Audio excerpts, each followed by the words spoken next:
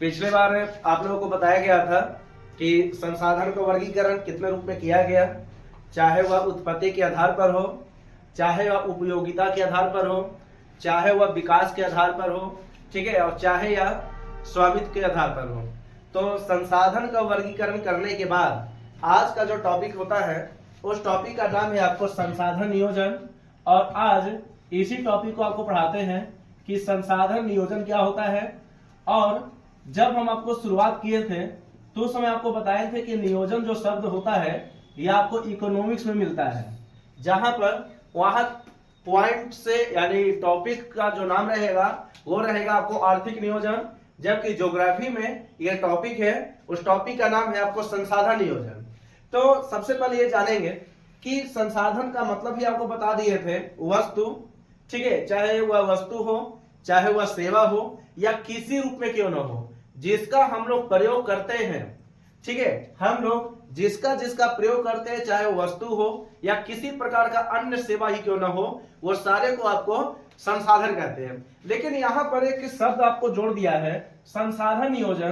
तो ध्यान रखेंगे, संसाधन नियोजन का अर्थ होता है कि कोई भी संसाधन का विवेकपूर्ण प्रयोग, संसाधन का विवेकपूर्ण उपयोग, ठीक है। अब ये चीज समझे क्या है विवेकपूर्ण उपयोग। हम यहां पर सबसे जो मेन जो पॉइंट्स हैं, इस मेन पॉइंट्स को आपको जानने का प्रयास करवाते हैं और इसको बता देते हैं कि संसाधन नियोजन होता क्या है। यहां पर विवेकपूर्ण का मतलब हो गया कि अच्छे से उपयोग, ठीक है, अच्छा से उपयोग करना, ठीक है। जैसे मान लेते हैं कि संसाधन का विवेकपूर्ण उपयोग, संसाधन को अगर आप अच्छे से प्रयोग करते हैं तो उसी को कहते हैं संसाधन नियोजन, ठीक है। संसाधन को आप अच्छे से प्रयोग करते हैं उसी को कहते हैं संसाधन नियोजन। और यहां पर ये भी याद रखेंगे कि अच्छे से का मतलब ये हो गया कि अपने एक भाषा में जिसको कहते हैं विवेकपूर्ण, अपने विवेक का उपयोग करते हुए, तो अपने विवेक का प्रयोग जब करते हैं तो इसी को कहते हैं आपको संसाधन नियोजन। अब बात ये रहा कि आप खुद सोचे कि पूरी दुनिया के लिए जो संसाधन जो होता है ना, ये काफी महत्वपूर्ण होता है, ठीक है, ये चीज समझेंगे। पूरे विश्व के लिए संसाधन काफी महत्वपूर्ण है और ये संसाधन एक ऐसा संसाधन होते हैं जो किसी भी देश के लिए रीढ़ की हड्डी भी माना जाता है संसाधन को। इसलिए यहां पर संसाधन का हम अच्छे से उपयोग को समझा दे रहे हैं कि अगर आप संसाधन का अच्छे से प्रयोग करेंगे तो उसी को कहते हैं संसाधन नियोजन, ठीक है, ये चीज। लेकिन अब जब यहां पर हम बता दिए अच्छे से, तो अगर कभी पूछ दें कि संसाधन का हम अगर मान लेते हैं कि गलत उपयोग करते हैं, ठीक है, संसाधन का शोषणात्मक प्रयोग करते हैं, शोषणात्मक प्रयोग, ठीक है, यानी शोषणात्मक प्रयोग करते हैं, यानी संसाधन का हम गलत उपयोग करते हैं, तो इसको कहते हैं डाकुओं की अर्थव्यवस्था, ठीक है, ये चीज समझेंगे। डाकुओं की अर्थव्यवस्था, डाकुओं की अर्थव्यवस्था। हम आपको शुरू में बताएंगे थे कि डाकुओं की अर्थव्यवस्था एक छोटा सा परिभाषा हो गया, ठीक है। इसमें यह होता है कि अगर आप संसाधन का अच्छे से उपयोग नहीं करोगे, गलत उपयोग करोगे, ठीक है, शोषणात्मक प्रयोग करोगे, तो इसी को कहते हैं आपको डाकुओं की अर्थव्यवस्था। हम आपको दोनों तरीका से आपको बता देते हैं कि कहां पर आपको शोषणात्मक प्रयोग होता है और कहां पर आपको अच्छे से उपयोग होता है, यह चीज समझेंगे। देखिए अब यहां पर याद रखेंगे कि संसाधन नियोजन जो है यह प्रत्येक देश के लिए महत्वपूर्ण है, जबकि यह महत्वपूर्ण नहीं है, ठीक है। आज बहुत सारे ऐसे देश होंगे जहां पर संसाधन का गलत उपयोग भी किया जाता है। जैसे आप मान लेते हैं कि कोई एक आदमी है, ठीक है, जैसे इसका सबसे अच्छा उदाहरण आप यहां पर आप समझ सकते हैं। देखें, मान लेते हैं कि कोई एक व्यक्ति है और एक व्यक्ति के पास, आप ये भी कभी कभी देखे होंगे कि कोई व्यक्ति 4 मोबाइल रखता है, कोई व्यक्ति 3 मोबाइल रखता है, कोई व्यक्ति 2 मोबाइल रखता है।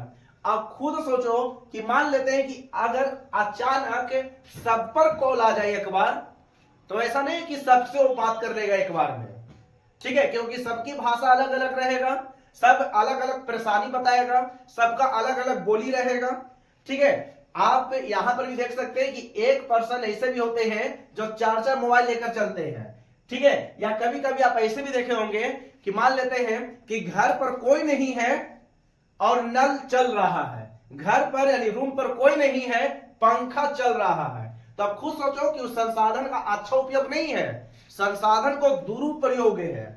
ठीक है, और संसाधन का दुरुपयोग का मतलब ही होता है, उसे कहते हैं डाकुओं की अर्थव्यवस्था। ठीक है, तो आराम से समझेंगे क्योंकि बहुत सारा पॉइंट इसमें कहा जा रहा है। ठीक है, ये चीज ध्यान रखना।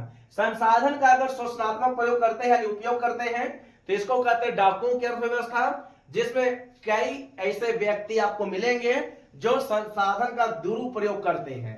ठीक है, रूम है, घर है, लाइन भी आया हुआ है, कोई आदमी अंदर नहीं है, लेकिन तब भी पंखा चल रहा है, कभी बिजली ऑन है। ठीक है, ये है। तो आज ऐसे बहुत सारा आपको क्षेत्र मिलेगा जहां पर आपको संसाधन का दुरुपयोग किया जाता है, लेकिन हम यहां पर आपको दो तरीका आपको बता दिए। एक हो गया संसाधन का दुरुपयोग, ठीक है, जिसको शोषणात्मक कह सकते हैं, और एक हो गया संसाधन का अच्छे से उपयोग, जिसे विवेकपूर्ण उपयोग कह सकते हैं। ठीक है, तो संसाधन का विवेकपूर्ण उपयोग ही संसाधन नियोजन कहलाता है। अब यहां पर ये याद रखेंगे, अब यहां पर यह ध्यान रखेंगे कि जैसे अब संसाधन जो हो गया, ये किसी भी देश की काफी महत्वपूर्ण है, लेकिन भारत जैसा विशाल देश में ऐसे भी कुछ संसाधन है जो किसी एक राज्य में ज्यादा है और किसी राज्य में ना के बराबर भी है, या हो सकता है कि उसकी बहुत ज्यादा कमी भी आपको मिल जाएगा। जैसे आप यहां पर ये याद रखेंगे कि भारत में बहुत सारे ऐसे राज्य हैं, बहुत सारे ऐसे क्षेत्र है जो संसाधन में अमीर भी होता है। ठीक है, और बहुत सारे से राज्य आपको मिलेंगे जो संसाधन में आपको गरीब भी होता है। ध्यान रखना कि अमीरी और गरीबी केवल पैसा से नहीं है, कई क्षेत्रों से होता है अमीरी गरीबी। ठीक है, अगर संसाधन ज्यादा है तो संसाधन के क्षेत्र में अमीर है, अगर संसाधन कम है तो उसके क्षेत्र में वो गरीब है। तो यहां पर हम छोटा छोटा उदाहरण आपको बता देते हैं कि किस रूप से आप बता सकते हैं। जैसे मान लेते हैं कि एक राज्य लेते हैं जिसका नाम है आपको छत्तीसगढ़, एक और राज्य लेते हैं जिसका नाम है आपको झारखंड। ठीक है, ये जी समझेंगे, देखें छत्तीसगढ़ हो या झारखंड हो, अब दो राज्य लिए, तो ये जो दो राज्य जो हम ले रहे हैं यहां पर, ये दोनों राज्य जो है ये आपको कोयला में अमीर है। ठीक है, कोयला में ये धनी है, धनी का मतलब अमीर है, ये चीज समझेंगे, कोयला में धनी है। क्योंकि पूरे भारतवर्ष में अगर देखा जाए, पूरे भारत में देखा जाए तो छत्तीसगढ़ हो गया, झारखंड हो गया, यहां पर सबसे ज्यादा कोयला होता है। ठीक है, झारखंड का झरिया है या झारखंड का आपको जो नाम है धनबाद, ये कोयला के लिए काफी ज्यादा प्रचलित है। ठीक है, तो देखो यहां पर हम यहां पर आपको यही बता रहे हैं कि भारत में कुछ ऐसे भी राज्य हैं जहां कोई संसाधन, किसी संसाधन में अमीर है, लेकिन कुछ ऐसे संसाधन होगा जहां पर ये गरीब है। जैसे छत्तीसगढ़ और झारखंड को अगर देखोगे तो यहां पर आपको कोयला में अमीर होता है। ठीक है, अगर झारखंड जैसा एरिया में चल जाएंगे ना, धनबाद जैसा एरिया में, तो आपको कोयला ही कोयला मिलेगा। ठीक है, बहुत ज्यादा कोयला है वहां पर, ये चीज समझेंगे। उसी प्रकार से एक छोटा सा राज्य लेते हैं, एक बड़ा राज्य है जिसका नाम है अपना बिहार। ठीक है, तो बिहार जो है ये जो फेमस जो है आपको मखाना के लिए काफी ज्यादा फेमस है। ठीक है, मखाना यहां पर काफी ज्यादा मिलता है, मखाना हो गया या फिर पाइराइट हो गया। ठीक है, पाइराइट हो गया या फिर चूना पत्थर हो गया। चूना पत्थर, ये फार्मूला आपको बताए थे, CaCO3 होता है। ठीक है, देखें यहां पर याद रखेंगे कि कुछ ऐसे राज्य हैं जहां पर आपको किसी संसाधन में अमीर है। जैसे पूरे भारत में देखा जाए तो सबसे ज्यादा मखाना अपने बिहार में ही होता है। पूरे भारतवर्ष में सबसे ज्यादा जो मखाना होता है अपना बिहार में होता है, पाइराइट भी सबसे ज्यादा बिहार में होता है। ठीक है, ये चीज समझेंगे। तो उसी प्रकार से बिहार में मखाना है जबकि कोयला उतना नहीं है। तब दूसरा एंगल से सोचो, एंगल आप ये भी हो सकता है कि झारखंड और छत्तीसगढ़ जो है ये कोयला में अमीर है जबकि इस क्षेत्र में वो गरीब है। ठीक है, ये चीज, जबकि बिहार इस क्षेत्र में अमीर है जबकि इसके क्षेत्र में गरीब होगा। आप खुद से हल्का सा सेंस लगाए, ऐसा नहीं कि सब कुछ मतलब जो बोर्ड पर लिखा हुआ है उसी को केवल रटना है। ठीक है, ये चीज समझेंगे। ये सब पढ़ाई जो होता है बहुत ही आसान होता है, वैसे भी याद रखना कि जो संविधान निर्माता भीमराव अंबेडकर जी जो थे, बाबा साहेब अंबेडकर, ठीक है, बाबा साहेब अंबेडकर जी के द्वारा एक कथन भी कहा गया था कि यदि पैर में जूते भले ना हो लेकिन हाथों में किताब होनी चाहिए, ठीक है, और अगर हाथ में किताब है तो आप सब कुछ प्राप्त कर सकते हो। ये भीमराव अंबेडकर जी का ये कथन है जो कि काफी ज्यादा प्रचलित भी है। तो इसलिए आपको बार बार बोलते हैं कि पढ़ाई करें, पढ़ाई करना बहुत जरूरी है, और पढ़ाई में वह ताकत है, शिक्षा में वह ताकत है जो आप अच्छे अच्छे लोगों को भी झुका सकते हो।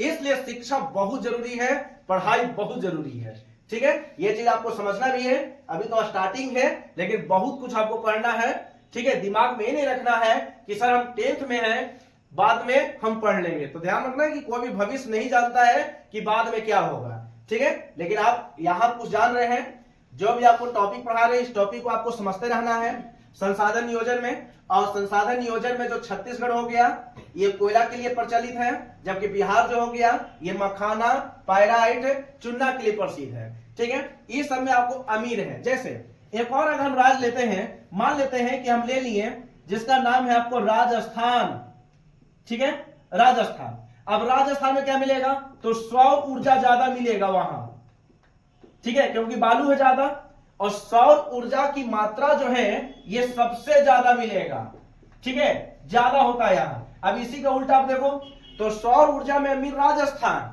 जबकि मखाना में गरीब हो गई है, ठीक है। मखाना में, पायराइट में, चुन्ना पत्थर ये सब के मामले में कुछ मामले में ये कम है, लेकिन सौर ऊर्जा के मामले में अमीर है।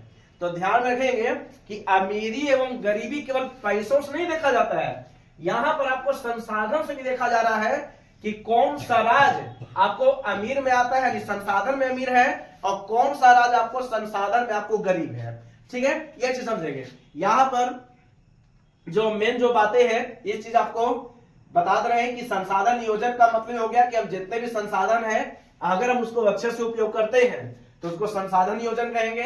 लेकिन ध्यान रखना कि ऐसा नहीं कि प्रत्येक व्यक्ति जो होता है वो संसाधन का अच्छे से उपयोग करता है। हम आपको उदाहरण भी बता चुके हैं, ठीक है, कि रूम ओपन है, दरवाजा भी खुला हुआ है, लेकिन कोई अंदर सो भी नहीं रहा है, कोई अंदर रह भी नहीं रहा है, ठीक है, कोई अंदर बैठा हुआ भी नहीं है, लेकिन तब भी पंखा चालू है। तो ये संसाधन नियोजन नहीं है, यह संसाधन का दुरुपयोग है। और जब संसाधन का दुरुपयोग करते हैं तो इसे कहते हैं आपको डाकुओं की अर्थव्यवस्था, ठीक है। ये चीज समझेंगे।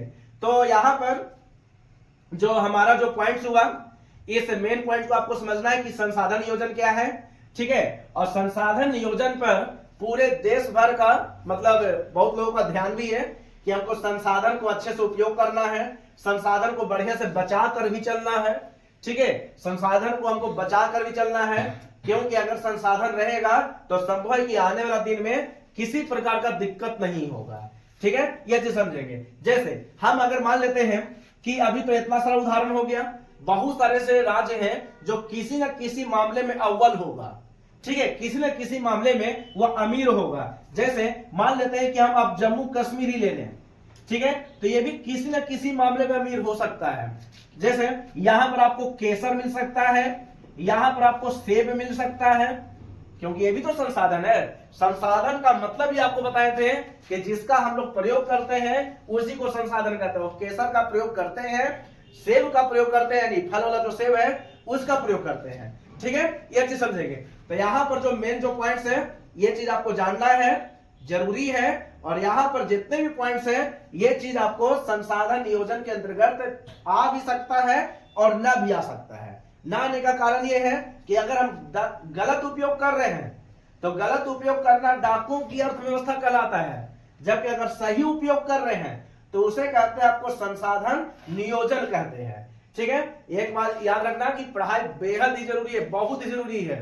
और फिर से वही बात हम आपको दोहरा भी रहे हैं कि बाबा साहेब भीमराव अंबेडकर जी के द्वारा एक कथन भी कहा गया था कि यदि पैरों में, ठीक है, यदि पैरों में जूते भले नहीं हो लेकिन हाथों में किताब होनी चाहिए, क्योंकि किताब अच्छे अच्छे लोगों को झुका सकता है, शिक्षा में बहुत ही ताकत है, ठीक है। तो ये बात आप लोगों को भी ध्यान में होनी चाहिए। बाकी ये जितना भी टॉपिक्स है ये टॉपिक्स पर आपको ध्यान रखना है अगला जो टॉपिक रहेगा वो रहेगा आपको संसाधन संरक्षण, जिसमें कुछ आंदोलन के बारे में आपको पढ़ाएंगे, जिसमें आपको चिपको आंदोलन रहेगा, अपिक्को आंदोलन रहेगा, ठीक है, नर्मदा बचाओ अभियान रहेगा। ये कुछ ऐसा टॉपिक है जो कि आपको पढ़ाया जाएगा। बाकी इसे आप लोग आराम से उतारेंगे, ठीक है, उतारे इसको।